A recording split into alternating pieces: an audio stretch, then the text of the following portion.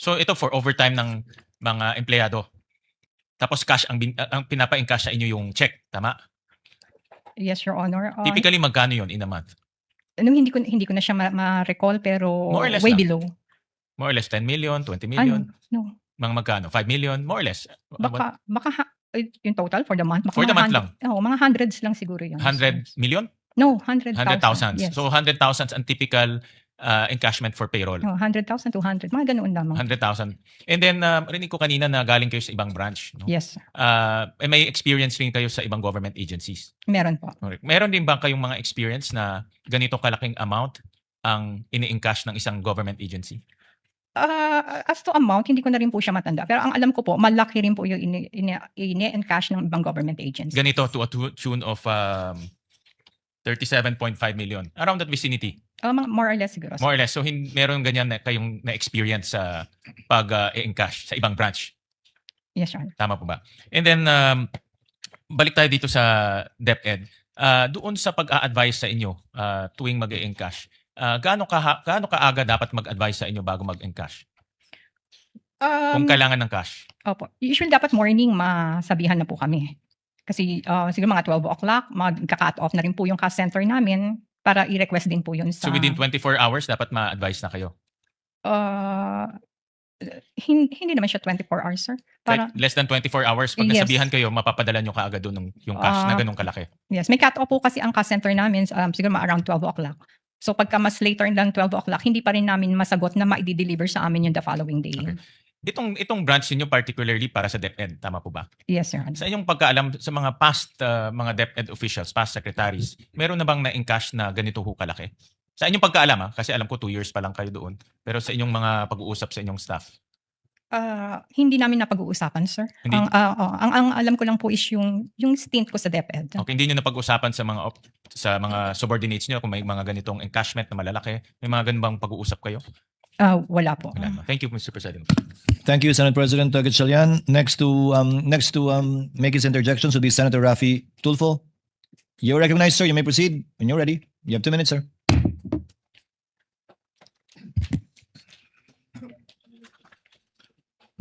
Madam Witness, ayon sa COA Circular 2015-01, pagdating sa disbursement ng confidential fund, ang authorized lang dapat talaga yung head ng agency or yung designated person ng agency na yon.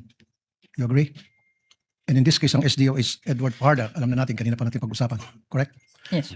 Now, anong mga dokumentong sinumite sa Land Bank, DepEd Land Bank para magpapatunay na in fact talagang si Edward Fajarda ang designated SDO? Wala po. Wala? Wala po. Anong sabihin wala? So, walang dokumentong isinumite na dinedesignate si Fajarda ng head ng agency na yan para sabihin ito ang SDO. Ito yung maging katransaksyon nyo? Wala? Wala. Laway lang?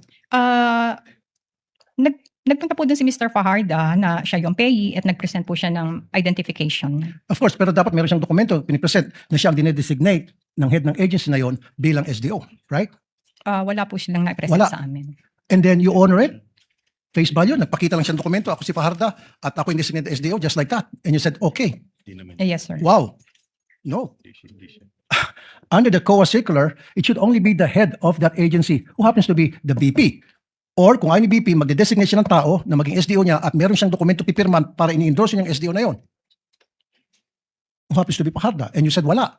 So sinabi ni Fajarda, hello, ako si Fajarda, akong designated na SDO ng DepEd, and agad-agad pininiwalaan nyo. During the first encashment, na-mention po ni Ma'am Sonia na mag-e-encash si Mr. Fajarda. Pero parang hindi naman niya na-mention na SDO. No ma'am, ang ibig sabihin dapat someone should have endorsed Fajarda as the SDO for the DepEd. Sabi mo wala. So pumunta lang si Fajarda doon, presenta yung sarili niya, sinabi niya akong SDO ng DepEd, and then sabi niya, okay, sige. Yes, So hindi kayo sumunod doon sa patakaran ng COA circular? wala pong na-present sa amin, sir. Wala. Okay, so paano malaman kung si Fajarda talagang authorized na mag-withdraw o makipag-transact ng limpak-limpak na salapi sa Land Bank DepEd? As payee of the check, in-honor na po namin yun. As pay of the check. So sino ang tumatawag sa inyo para sabihin na si Fajarda pupunta dyan at mag-withdraw ng such and such amount of money day before, 2 days before? Si Miss Sonia De Leon po. Sino po si Sonia De Leon? Siya po ang head ng cash division ng DepEd. Okay, siya yung kilala yung head cash division ng DepEd. Pero you know what, nagtataka pa rin ako na wala kayong hawak na dokumento na nagsasabing si Fajardo ang designated SDO coming from the head of that agency na pirmado. Wala. Wala, sir. Thank you, Madam. Your Honor. Thank you, Senator Judge Rafi. Actually, the chair would like to make a brief interjection. The payee of the check is Fajarda. Correct, ma'am? Yes, sir. So kung kanino nakapangalan yung check, doon yung ibibigay. Yes. Yung cash o Yes, kapalit Your yung check. Kung SDO man siya o hindi. Pero ayon sa COA Circular, SDO lamang ang pwedeng pangalanan ng mga ganyan check. Hindi niyo na po alam yung bagay na yun. Nag-ano lang po kami sa pagiging ng check, sir. Kung kaninong pangalan yung nakalagay doon, yun po ang sinusunod lang niya. Yes, Representative Chua. Yes, Your Honor. Thank you, Your Honor. Your Honor, the witness has no knowledge as to the designation of Mr. Fajardo and as to the purpose of the fund, Your Honor. As to being SDO, yes. I believe As, you'll be presenting SDO. another witness for that. Yes, we are going to present another witness for that, Your Honor. Thank you, Your Honor. Duly noted. Senator Judge Aquino is recognized. You may proceed, sir, when you're ready. You have 2 minutes. Yes, before my line of questioning, gusto ko lang pong klaruhin rin po, ma'am. Alam niyo po ba na para sa confidential funds yung pondong yan? Hindi rin po, di ba? And you're not required to ask. Yes. Hindi rin kayo nagtatanong talaga. Yes. Okay. Pinag-uusapan ko kasi yung covered, suspicious, pati yung salitang unusual.